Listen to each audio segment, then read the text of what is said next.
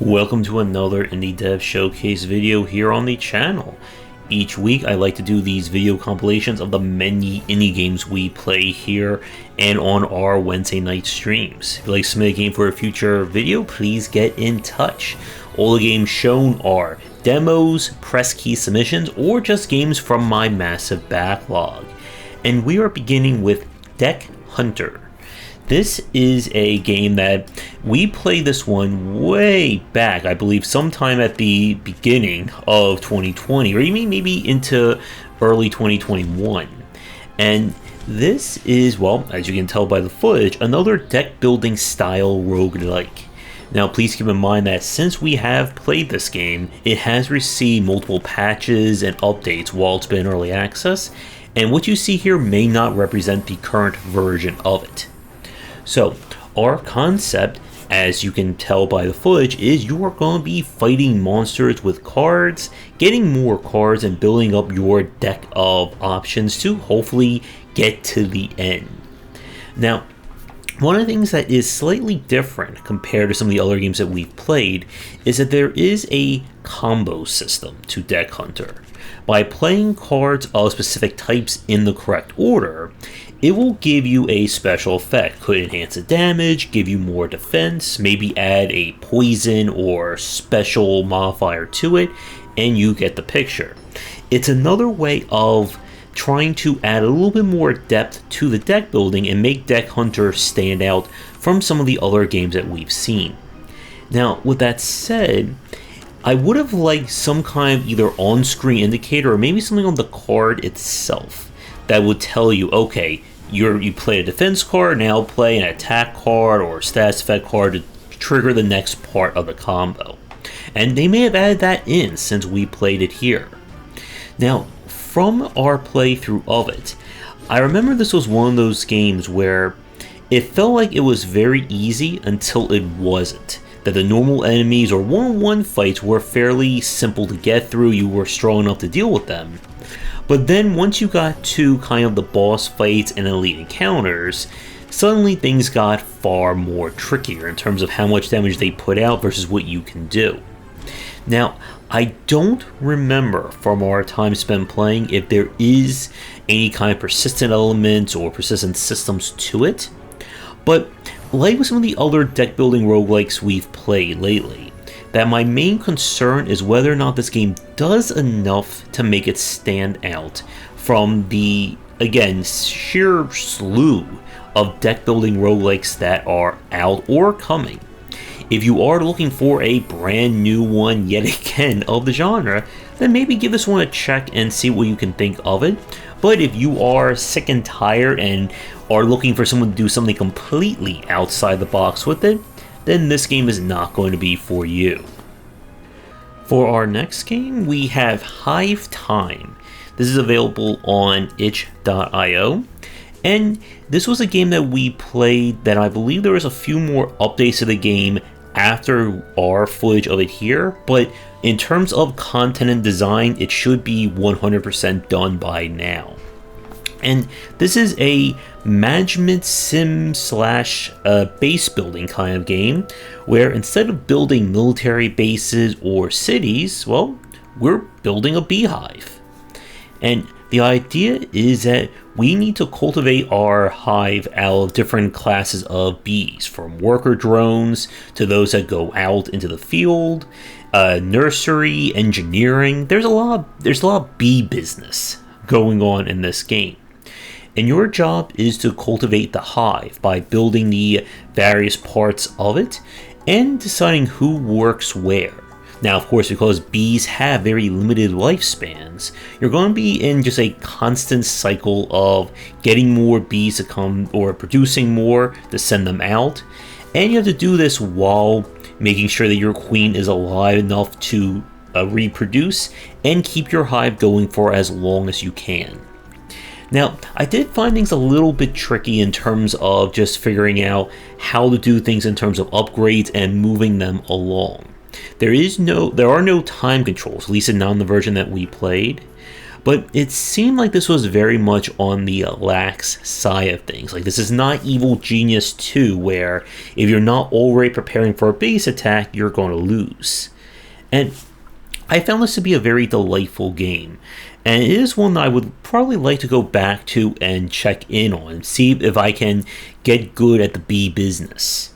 But if you are looking for a great game that is not too hard and has a very interesting theme to it, then check out Hive Time. As always, there will be links to all the games we cover in the description down below.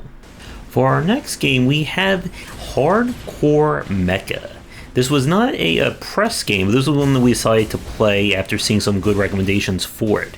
And our concept is basically, imagine if Cybernator combined with Gundam.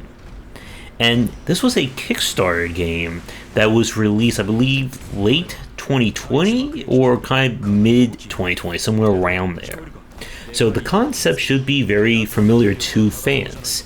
You are a pilot of a giant mecha suit. There's bad guys, betrayals, rebellion, and you're going to have to single-handedly fight your way through lots of bad guys, get into epic anime fights, and of course yell really loud to draw your ultimate powers.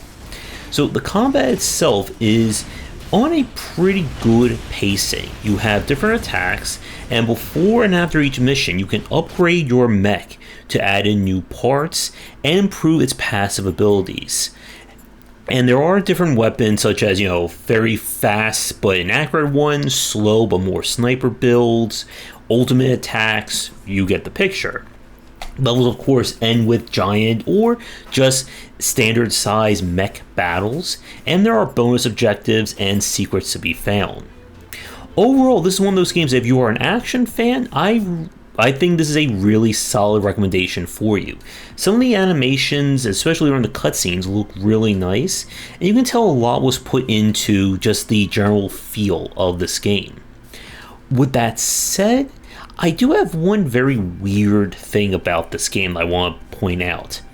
There is an entirely separate multiplayer mode that you can play that unlocks based on completing bonus missions and kind of like a horde mode.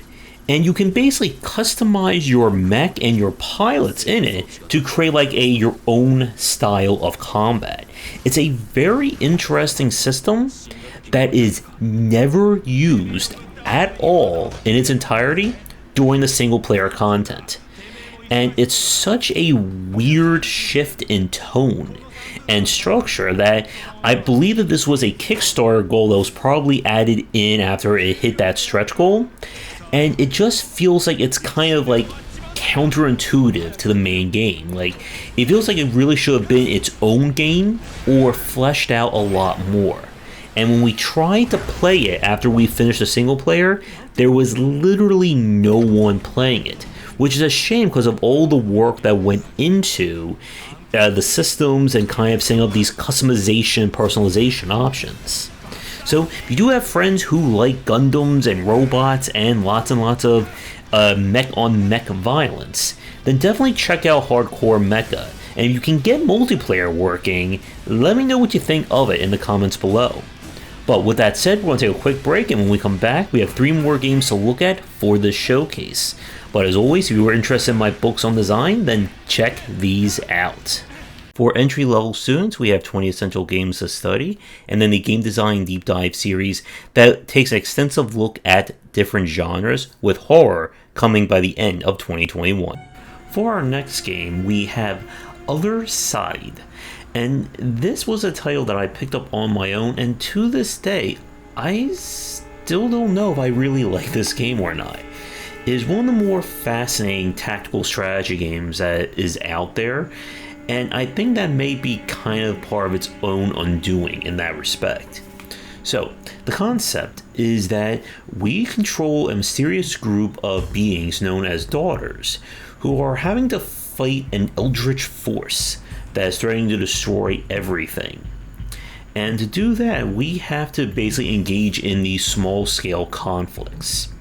Now, what makes the game so tricky, first, is that you have timeline manipulation that is along the bottom of the screen.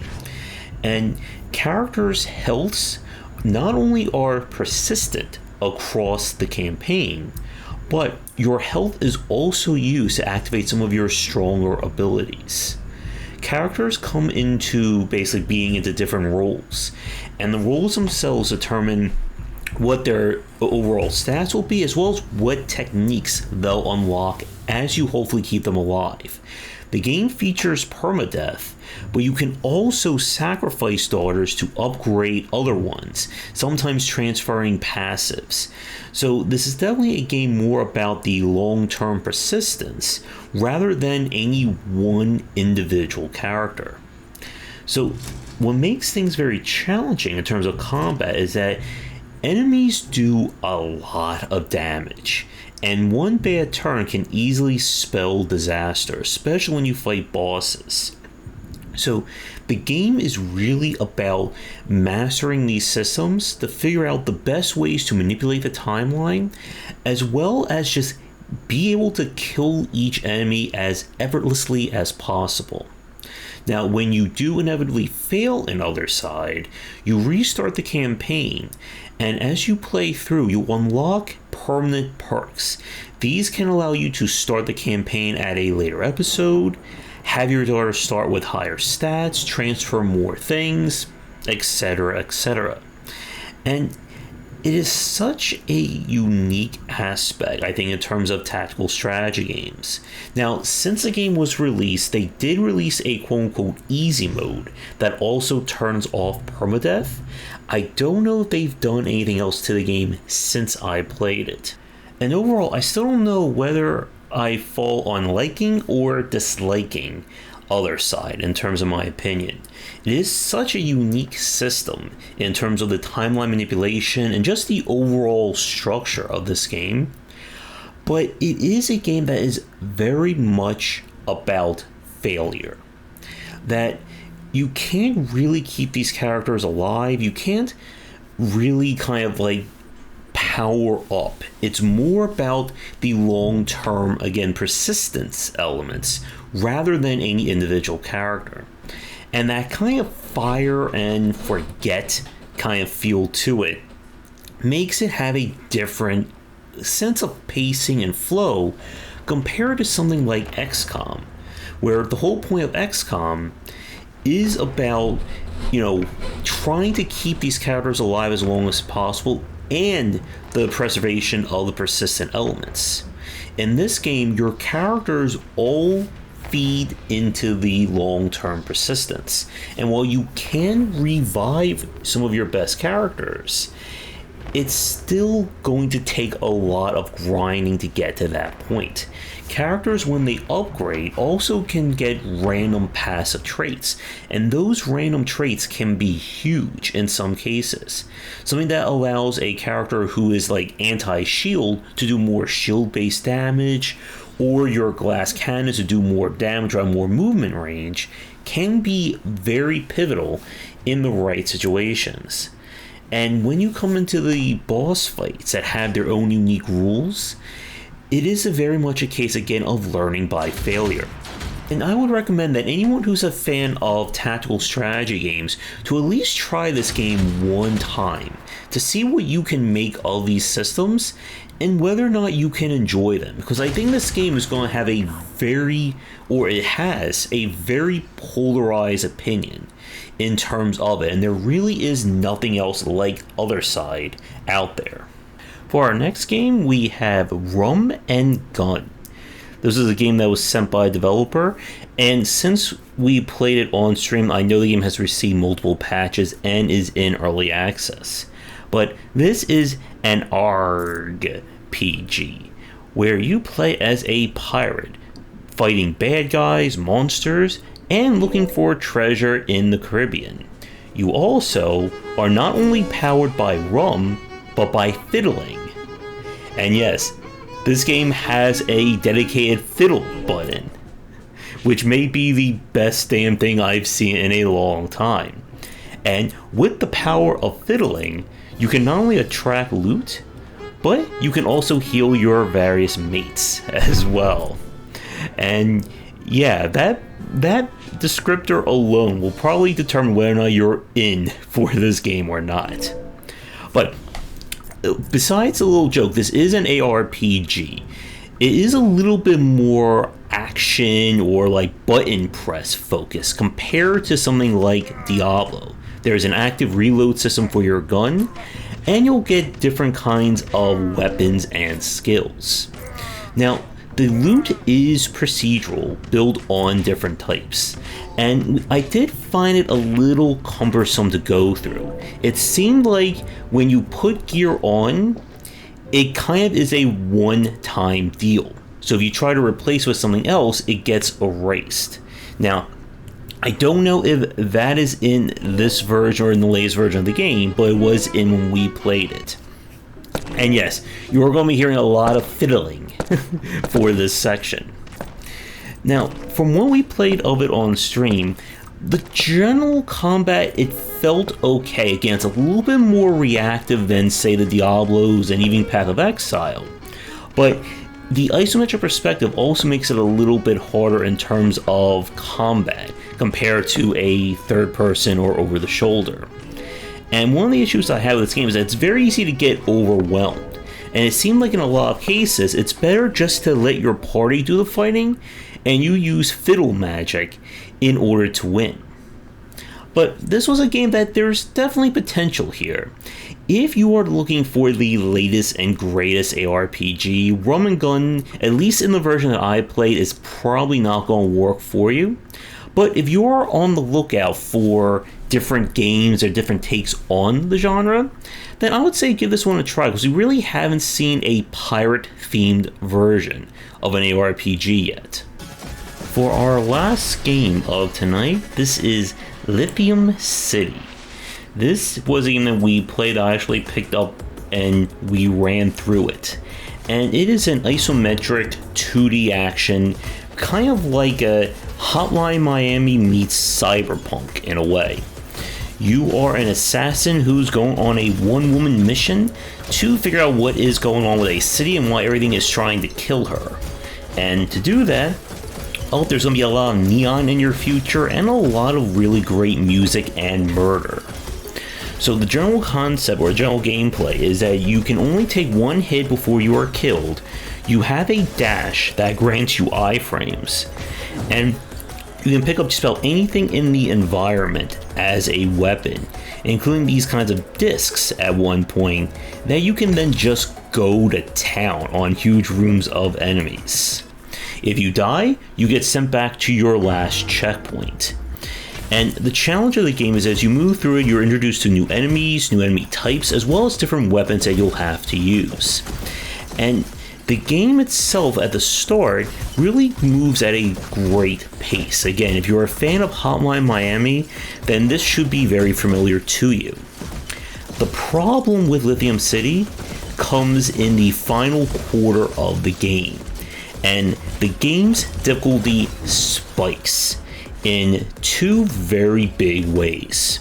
The first is that the number of checkpoints begins to decline, and you're going to have to play more and more in a game where things can instantly kill you without getting access to checkpoints.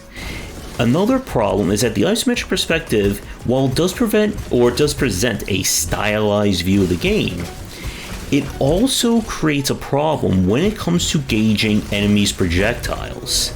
And during one section in particular with a helicopter, it's very hard to just figure out where the angle of the bullets is going to come from.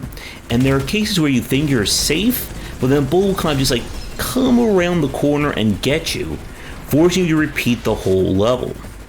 And then things certainly culminate with a final boss that kind of breaks the design of the game. The whole point of Lithium City, kind of like Hotline Miami, is that enemies are as fragile as you. But when you have a boss that can take multiple hits, teleport around, and even just do like these unstoppable attacks, it leads to a lot of frustration, and the game does not have any difficulty settings whatsoever. And it caused, I think, a fair amount of churn because of it. The game is, I think, pretty much on the short side. You know what you're doing.